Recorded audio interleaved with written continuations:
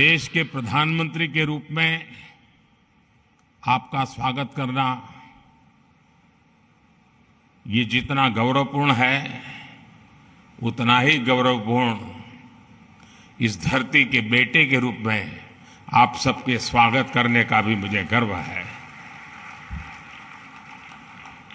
Def expo 2022 का ये आयोजन नए भारत की ऐसी भव्य तस्वीर खींच रहा है जिसका संकल्प हमने अमृत काल में लिया है। इसमें राष्ट्र का विकास भी है, राज्यों का सहभाग भी है। इसमें युवा की शक्ति भी है, युवा सपने भी हैं, युवा संकल्प भी है, युवा साहस भी है, युवा सामर्थ्य भी है। इसमें विश्व के लिए उम्मीद भी है, मित्र देशों के लिए सहयोग के अनेक अवसर भी हैं। साथियों, हमारे देश में डिफेंस एक्सपो पहले भी होते रहे हैं, लेकिन इस बार का डिफेंस एक्सपो अभूतपूर्व है।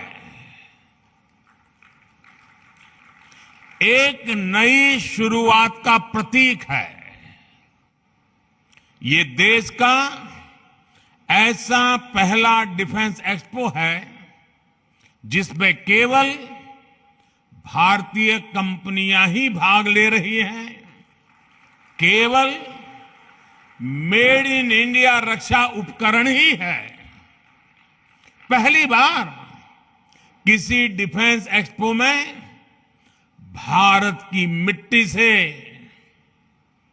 भारत के लोगों के पसीने से बनी अनेक विध उत्पाद हमारे ही देश की कंपनियां, हमारे वैज्ञानिक, हमारे युवाओं का सामर्थ्य आज हम लौह पुरुष सरदार पटेल की इस धरती से दुनिया के सामने हमारे सामर्थ्य का परिचय दे रहे हैं। इसमें 1300 से ज्यादा एग्जीबिटर्स हैं, जिसमें भारतीय उद्योग है, भारत के उद्योगों से जुड़े हुए कुछ जॉइंट वेंचर्स हैं, एमएसएमईज और 100 से ज्यादा स्टार्टअप्स हैं। एक तरह से आप सब यहां और देशवासी और दुनिया के लोग भी क्षमता और संभावना दोनों की झलक एक साथ देख रहे हैं। इन्हीं संभावनाओं को साकार करने के लिए पहली बार 450 से ज्यादा एमओयूज और एग्रीमेंट साइन किए जा रहे हैं। साथियों, ये आयोजन हम काफी समय पहले करना चाहते थे। गुजरात के लोगों तो भली बात पता भी है, कुछ परिस्थितियों के कारण हमें समय बदलना पड़ा, उसके कारण थोड़ा विलंब भी हुआ। जो विदेशों से मेहमान आने थे उनको असुविधा भी हुई, लेकिन देश के अब तक के सबसे बड़े डिफेंस एक्सपो ने एक नए भविष्य का सशक्त आरंभ कर दिया है। मैं जानता हूं कि इससे कुछ देशों को असुविधा भी हुई, लेकिन बड़ी संख्या में विभिन्न देश सकारात्मक सोच के साथ हमारे साथ आए हैं। साथियों, मुझे खुशी है कि भारत जब भविष्य के इन अवसरों का आकार दे रहा है तो भारत के 53 अफ्रीकन मित्र देश कंधे से कंधा मिलाकर हमारे साथ खड़े हैं।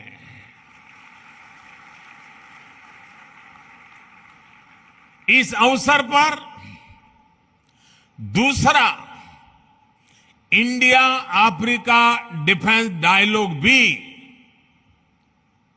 आरंभ होने जा रहा है। भारत और अफ्रीकन देशों के बीच ये मित्रता, ये संबंध उस पुराने विश्वास पर टिके हैं जो समय के साथ और मजबूत हो रहा है, नया आयाम छू रहा है। मैं अफ्रीका से आए अपने साथियों को बताना चाहता हूं कि आज आप गुजरात की जिस धरती पर आए हैं उसका अफ्रीका के साथ बहुत पुराना और आत्मीय संबंध रहा है। अफ्रीका में जो पहली ट्रेन चली थी उसके निर्माण कार्य में इसी गुजरात के कच्छ से लोग अफ्रीका गए थे और उन्होंने मुश्किल अवस्था में हमारे कामगारों ने जी जान से काम करके अफ्रीका में आधुनिक रेल उसकी नींव रखने में बहुत बड़ी भूमिका निभाई थी। इतना ही नहीं, आज अफ्रीका में जाएंगे तो दुकान शब्द कॉमन है। ये दुकान शब्द गुजराती है। रोटी, भाजी, ये अफ्रीका के जनजीवन में जुड़ गए शब्द हैं। महात्मा गांधी जैसे वैश्विक नेता के लिए भी गुजरात अगर उनकी जन्मभूमि थी तो अफ्रीका उनकी पहली कर्मभूमि थी। अफ्रीका के प्रति आत्मीयता और ये अपनापन आज भी भारत की विदेश नीति के केंद्र में है। कोरोना काल में जब वैक्सीन को लेकर पूरी दुनिया चिंता में थी, तब भारत ने हमारे अफ्रीकन मित्र देशों को प्राथमिकता देते हुए वैक्सीन पहुंचाई। हमने हर जरूरत के समय दवाइयों से लेकर पीस मिशन तक अफ्रीका के साथ कंधे से कंधा मिलाकर चलने का प्रयास किया है। अब रक्षा क्षेत्र में हमारे बीच का सहयोग और समन्वय इन संबंधों को नई ऊंचाई देंगे। साथियों, इस आयोजन का एक महत्वपूर्ण आयाम इंडियन ओशन रीजन प्लस की डिफेंस मिनिस्टर्स कॉन्क्लेव भी है। इसमें हमारे 46 मित्र देश हिस्सा ले रहे हैं। आज अंतर्राष्ट्रीय सुरक्षा से लेकर वैश्विक व्यापार तक मैरीटाइम सिक्योरिटी एक ग्लोबल प्राथमिकता बनकर उभरा है। 2015 में मैंने मॉरिशस में security and growth for all in the region यानी सागर का विजन भी सामने रखा था। जैसा कि मैंने सिंगापुर में सांग्रीला डायलॉग में कहा था, इंडो पैसिफिक रीजन में अफ्रीकी तटों से लेकर अमेरिका का तक भारत का एंगेजमेंट इंक्लूसिव है। आज ग्लोबलाइजेशन के दौर में मर्चेंट नेवी की भूमिका का भी विस्तार हुआ है। दुनिया की भारत से अपेक्षाएं बढ़ी हैं और मैं विश्व को विश्वास दिलाना चाहता हूं, आपकी अपेक्षाओं को पूरा करने के लिए भारत हर कोशिश प्रयास करता रहेगा। हम कभी पीछे नहीं हटेंगे। इसलिए ये डिफेंस एक्सपो भारत के प्रति वैश्विक विश्वास का प्रतीक भी है। इतने सारे देशों की उपस्थिति के जरिए विश्व का बहुत बड़ा सामर्थ्य गुजरात की धरती पर जुट रहा है। मैं इस आयोजन में भारत के सभी मित्र राष्ट्रों और उनके प्रतिनिधियों का हृदय से स्वागत करता हूं। मैं इस भव्य आयोजन के लिए गुजरात के लोगों और विशेष रूप से मुख्यमंत्री भूपेंद्र भाई पटेल, उनकी पूरी टीम का अभिनंदन करता हूं। देश और दुनिया में विकास को लेकर औद्योगिक सामर्थ्य, उसे लेकर के गुजरात की जो पहचान है, आज इस डिफेंस एक्सपो से गुजरात की पहचान को चार चांद लग रहे हैं, एक नई ऊंचाई मिल रही है। आने वाले समय में गुजरात डिफेंस इंडस्ट्री का भी एक बड़ा केंद्र बनेगा। भारत की सुरक्षा और सामरिक सामर्थ्य में गुजरात का भी बहुत बड़ा योगदान देगा, ये मुझे पूरा विश्वास है। साथियों, मैं अभी स्क्रीन पे देख रहा था, डीसा के लोग उत्साह से भरे हुए थे, उमंग और उत्साह नजर आ रहा था। डीसा एयरफील्ड का निर्माण भी देश की सुरक्षा और उस क्षेत्र के विकास के लिए एक महत्वपूर्ण उपलब्धि है। डीसा अंतर्राष्ट्रीय सीमा से केवल 130 किलोमीटर दूर है। अगर हमारे फोर्सेस, विशेषकर हमारी वायुसेना डीसा में होगी, तो हम पश्चिमी सीमा पर किसी भी दुस्साहस का और बेहतर ढंग से जवाब दे पाएंगे। डीसाना भाइयों बहनों, તમને હું ગાંધીનગરથી અનેક અભિનંદન પાઠવું છું। હવે તો ડીસા વાસણનો બનાસકાંઠા પાટણ જિલ્લાનો સિતારો ચમકી રહ્યો છે। इस एयरफील्ड के लिए गुजरात की ओर से साल 2000 में ही डीसा के ये जमीन दी गई थी।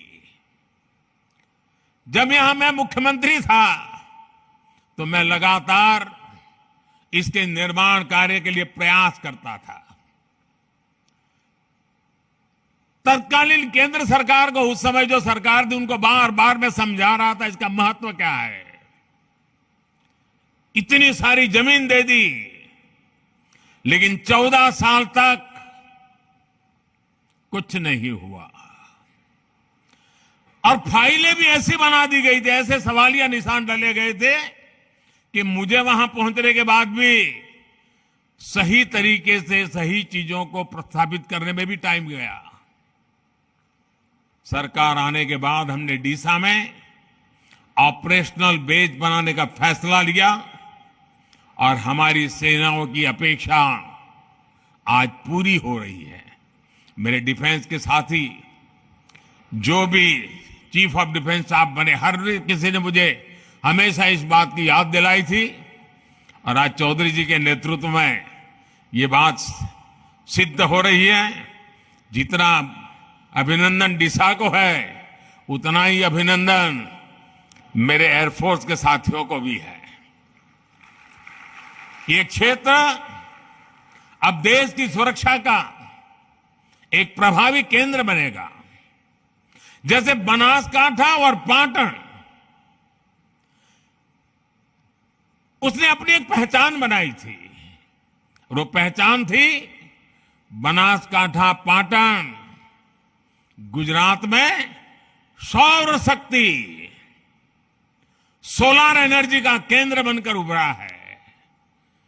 वही बनासकांठा और पाटन अब देश के लिए वायु शक्ति का भी केंद्र बनेगा।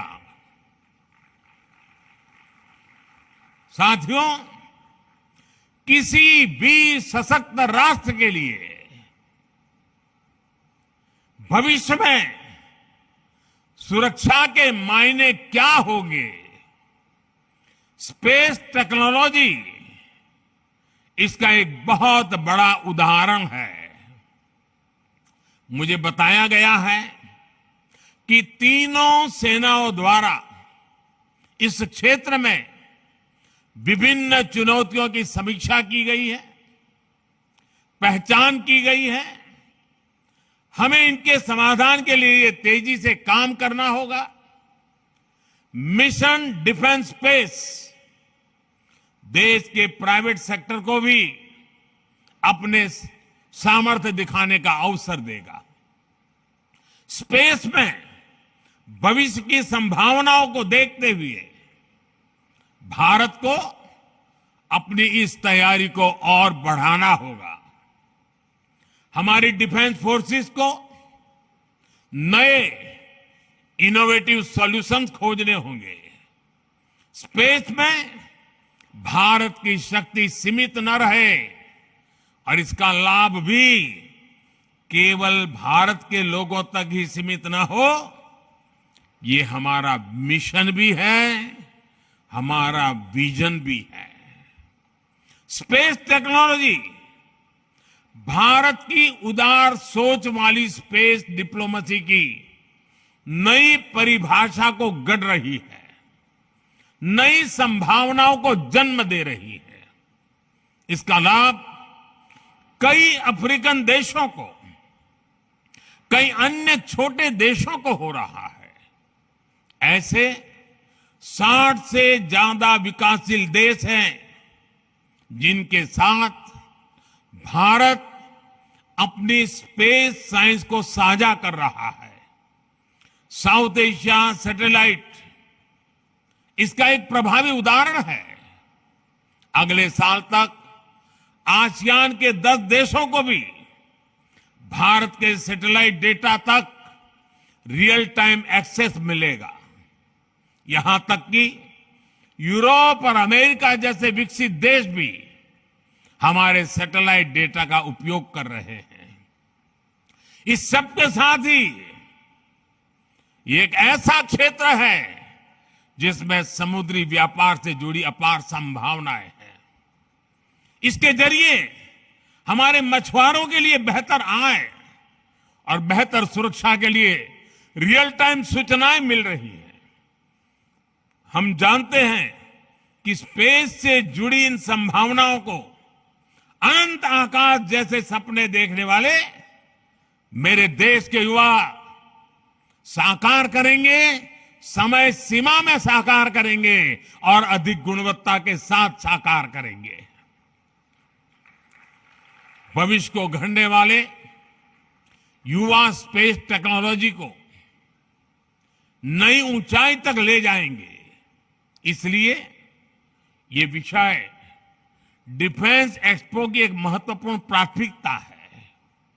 गुजरात की इस धरती से डॉक्टर विक्रम साराभाई जैसे वैज्ञानिक की प्रेरणा और गौरव भी जुड़ा हुआ है। वो प्रेरणा हमारे संकल्पों को नई ऊर्जा देगी। और साथियों, आज बात जब डिफेंस सेक्टर की बात होती है, फ्यूचर वॉरफेयर की बात होती है, तो इसकी कमान एक तरह से युवाओं के हाथ में है। इसमें भारत के युवाओं को उनके इनोवेशन और रिसर्च की भूमिका बहुत बड़ी है। इसलिए ये डिफेंस एक्सपो भारत के युवाओं के लिए उनके फ्यूचर की विंडो की तरह है। साथियों, रक्षा क्षेत्र में भारत इंटेंट, इनोवेशन और इम्प्लीमेंटेशन के मंत्र पर आगे बढ़ रहा है। आज से 8 साल पहले तक भारत की पहचान दुनिया के सबसे बड़े डिफेंस इंपोर्टर के रूप में होती थी।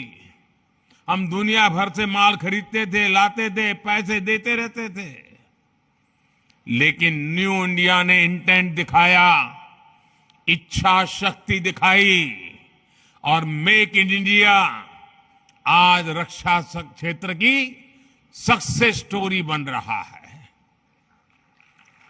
पिछले 5 वर्षों में हमारा रक्षा निर्यात, हमारा डिफेंस एक्सपोर्ट 8 गुना बढ़ा है दोस्तों। हम दुनिया के 75 से ज्यादा देशों को रक्षा सामग्री और उपकरण एक्सपोर्ट कर रहे हैं, निर्यात कर रहे हैं। 2021-22 में भारत का डिफेंस एक्सपोर्ट $1.59 बिलियन यानी करीब 13,000 करोड़ रुपए हो चुका है और आने वाले समय में हमने इसे $5 बिलियन यानी 40,000 करोड़ रुपए तक पहुंचाने का लक्ष्य रखा है। ये निर्यात एक्सपोर्ट केवल कुछ उपकरणों तक सीमित नहीं है, केवल कुछ देशों तक सीमित नहीं है। भारतीय रक्षा कंपनियां आज ग्लोबल सप्लाई चेन का महत्वपूर्ण हिस्सा बन रही है। हम ग्लोबल स्टैंडर्ड के स्टेट ऑफ आर्ट उपकरणों की सप्लाई कर रहे हैं। आज एक और कई देश भारत के तेजस जैसे आधुनिक फाइटर जेट में दिलचस्पी दिखा रहे हैं, तो वहीं हमारी कंपनियां अमेरिका, इजरायल और इटली जैसे देशों को भी रक्षा उपकरणों के पार्ट सप्लाई कर रही है। साथियों, हर भारतीय को गर्व होता है जब वो सुनता है कि भारत में बनी ब्रह्मोस मिसाइल अपनी कैटेगरी में सबसे घातक और सबसे आधुनिक मानी जाती है। कई देशों के लिए ब्रह्मोस मिसाइल उनकी पसंदीदा चॉइस बनकर उभरी है। साथियों, भारत की टेक्नोलॉजी पर आज दुनिया भरोसा कर रही है क्योंकि भारत की सेनाओं ने उनकी क्षमताओं को साबित किया है। भारत की नौसेना ने आईएनएस विक्रांत जैसे अत्याधुनिक एयरक्राफ्ट कैरियर को अपने बेड़े में शामिल किया है। ये इंजीनियरिंग का विशाल और Virat masterpiece Cochin shipyard limited के स्वदेशी तकनीक से बनाया गया है। भारतीय वायुसेना ने मेक इन इंडिया के तहत बनाए गए प्रचंड लाइट कॉम्बैट हेलीकॉप्टर्स को शामिल किया है। इसी तरह हमारी थल सेना भी आज स्वदेशी तोपों से लेकर कॉम्बैट गन्स तक भारतीय कंपनियों से खरीद रही है। यहां गुजरात के हजीरा में बन रही मॉडर्न आर्टिलरी आज देश की सीमा की सुरक्षा बढ़ा रही है। साथियों, देश को इस मुकाम तक लाने के लिए हमारी नीतियां, हमारे रिफॉर्म्स और ईज ऑफ डूइंग बिजनेस में बेहतरी की भी बड़ी भूमिका है। भारत ने अपने रक्षा खरीद बजट का 68% भारतीय कंपनियों के लिए निर्धारित किया, ईयरमार्क किया है। यानी जो टोटल बजट है उसमें से 68% भारत में बनी, भारत के लोगों के द्वारा बनी हुई चीजों को खरीदने के लिए हमने ईयरमार्क कर दिया है।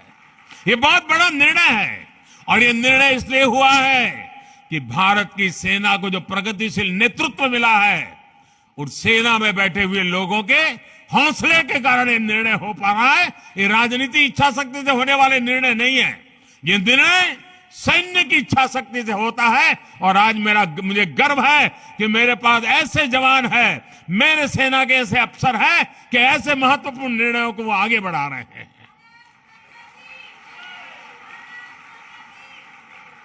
इसके अलावा हमने डिफेंस सेक्टर को रिसर्च और इनोवेशन के लिए स्टार्टअप इंडस्ट्री और एकेडमिया के लिए खोला। 25% रिसर्च बजट हमने बाहर जो एकेडमिया है, नई पीढ़ी है, उनके हाथ में सुपुर्द करने का साहसपूर्ण निर्णय किया है। और मेरा भरोसा मेरे देश की युवा पीढ़ी में है। अगर भारत सरकार उनको 100 रुपया देगी, मुझे पक्का विश्वास है वो देश को 10,000 रुपया लौटा करके दे देंगे। ये मेरे देश की युवा पीढ़ी में था। मुझे खुशी है कि सरकार के प्रयासों के साथ ही हमारी सेनाओं ने भी आगे आकर ये तय किया है कि देश की रक्षा के लिए ज्यादा से ज्यादा साजो सामान वो देश के भीतर जो बना है उसी को खरीदेंगे। सेनाओं ने मिलकर कई उपकरणों की 2 लिस्ट भी तय की है। उन्होंने एक लिस्ट वो बनाई है जो सिर्फ देश में बनी हुई चीजों को खरीदा जाएगा, और कुछ लिस्ट ऐसी है कि जो अनिवार्य होगा तो बाहर से ली जाएगी। आज मुझे खुशी है, मुझे बताया गया कि उन्होंने उसमें 101 और चीजें नई आज जोड़ दी हैं जो सिर्फ भारत में बनी हुई चीजें ली जाएगी। ये निर्णय आत्मनिर्भर भारत के सामर्थ्य को भी दिखाते हैं और देश के जवानों का अपने देश के सैन्य साजो सामान को लेकर बढ़ रहे भरोसा का प्रतीक भी है। इस लिस्ट के बाद रक्षा क्षेत्र के ऐसे 411 साजो सामान और उपकरण होंगे जिन्हें भारत केवल मेक इन इंडिया के तहत खरीदेगा। आप कल्पना करिए, इतना बड़ा बजट भारतीय कंपनियों की नींव को कितना मजबूत करेगा, हमारे रिसर्च और इनोवेशन को कितनी बड़ी ताकत देगा, हमारे डिफेंस मैन्युफैक्चरिंग सेक्टर को कितनी बड़ी बुलंदी देगा, और इसका कितना बड़ा फायदा मेरे देश की युवा पीढ़ी को होने वाला है। साथियों, इस चर्चा के बीच मैं एक और विषय जरूर कहना चाहता हूं, और मैं समझता हूं कि इस बात को हमने समझना होगा। जो कमेंटेटर्स होते हैं वो भी कभी कभी इन चीजों में फंस जाते हैं, लेकिन मैं कहना जरूर चाहूंगा, हमारा बहुत जीवन का अनुभव है।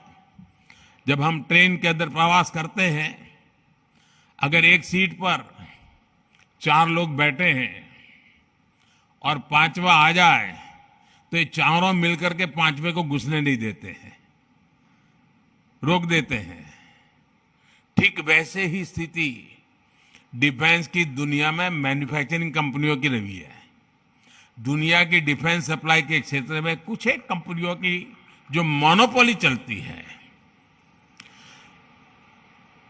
वे किसी को घुसने ही नहीं देते थे, लेकिन भारत ने हिम्मत करके अपनी जगह बना ली है। आज दुनिया के लिए भारत के नौजवानों का एक कौशल एक विकल्प बन करके उभर रहा है। दोस्तों, भारत के नौजवानों का डिफेंस के सेक्टर में ये जो सामर्थ्य उभर करके आ रहा है वो दुनिया का भला करने वाला है, दुनिया के लिए नए अवसर देने वाला है, ऑल्टरनेट के लिए नए अवसर पैदा करने वाला है। और हमारे नौजवानों का ये प्रयास, मुझे पूरा विश्वास है कि हमारे नौजवानों के इस प्रयास के कारण आने वाले दिनों में देश का सुरक्षा का क्षेत्र तो मजबूत होगा ही होगा, लेकिन साथ साथ देश के सामर्थ्य में, देश के युवा सामर्थ्य में भी अनेक गुना बढ़ोतरी होगी। आज के इस डिफेंस एक्सपो में जो चीजें हम दिखा रहे हैं उसमें मैं ग्लोबल गुड का भी संकेत देख रहा हूं। इसका बड़ा लाभ दुनिया के छोटे देशों को होगा जो संसाधनों की कमी के कारण अपनी सुरक्षा में पीछे छूट जाते हैं। साथियों, भारत डिफेंस सेक्टर को अवसरों के अनंत आकाश के रूप में देखता है, सकारात्मक संभावनाओं के रूप में देखता है। आज हमारे यहां यूपी और तमिलनाडु में 2 डिफेंस कॉरिडोर तेज गति से विकास की दिशा में आगे बढ़ रहे हैं। दुनिया की बड़ी बड़ी कंपनियां भारत में इन्वेस्ट करने के लिए आ रही है। इस इन्वेस्टमेंट के पीछे सप्लाई चेन का एक बड़ा नेटवर्क विकसित हो रहा है। इन बड़ी कंपनियों को हमारी एमएसएमईज, हमारे लघु उद्योग की भी ताकत जुड़ जाती है। हमारे लघु उद्योगों को भी इसके कारण ताकत मिल जाती है और सहयोग करेगी। और मुझे विश्वास है हमारे इन छोटे छोटे उद्योगों के हाथ में भी पूंजी पहुंचने वाली है। इस क्षेत्र में लाखों करोड़ के निवेश से युवाओं के लिए उन क्षेत्रों में रोजगार के बड़े अवसर पैदा होने वाले हैं और एक नए विकास की ऊंचाई को प्राप्त करने की संभावना हो जाती है। मैं गुजरात डिफेंस एक्सपो में मौजूद सभी कंपनियों से भी आह्वान करना चाहता हूं, आप इन अवसरों को भविष्य के भारत को केंद्र में रख करके आकार दीजिए। आप मौका जाने मत दीजिए, आप इनोवेट करिए, दुनिया में बेस्ट बनाने का संकल्प लीजिए और सशक्त विकसित भारत के सपने को आकार दीजिए। और मैं नौजवानों को, रिसर्चर्स को, इनोवेटर्स को विश्वास देता हूं, मैं आपके साथ हूं।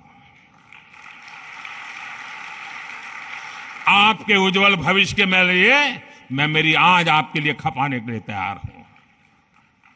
साथियों, देश बहुत तेजी से बदल रहा है, आप भी अनुभव करते होंगे। यही देश कोई जमाना था जब कबूतर छोड़ा करता था, आज चीता छोड़ने की ताकत रखता है।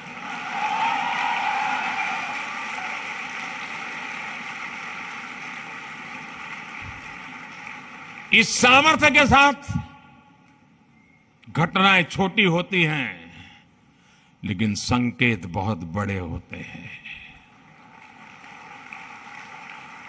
शब्द सरल होते हैं, लेकिन सामर्थ्य अपरंपार होता है। और आज भारत की युवा शक्ति, भारत का सामर्थ्य विश्व के लिए आशा का केंद्र बन रहा है। और आज का ये डिफेंस एक्सपो उसी का एक रूप लेकर के आपके सामने प्रस्तुत है। मैं हमारे रक्षा मंत्री राजनाथ जी को हृदय से बहुत बहुत बधाई देता हूं कि इस काम के लिए जो कड़ी मेहनत उन्होंने की है, जो पुरुषार्थ किया है। कम बोलते हैं लेकिन बहुत मजबूती से काम करते हैं। मैं उनका भी अभिनंदन करता हूं, उनकी पूरी टीम का अभिनंदन करता हूं। आप सबको बहुत बहुत शुभकामनाएं और आने वाले दीपावली के त्योहारों की शुभकामनाओं અને આપણા ગુજરાતના લોકોને નવા વર્ષની પણ શુભકામનાઓ। ધન્યવાદ।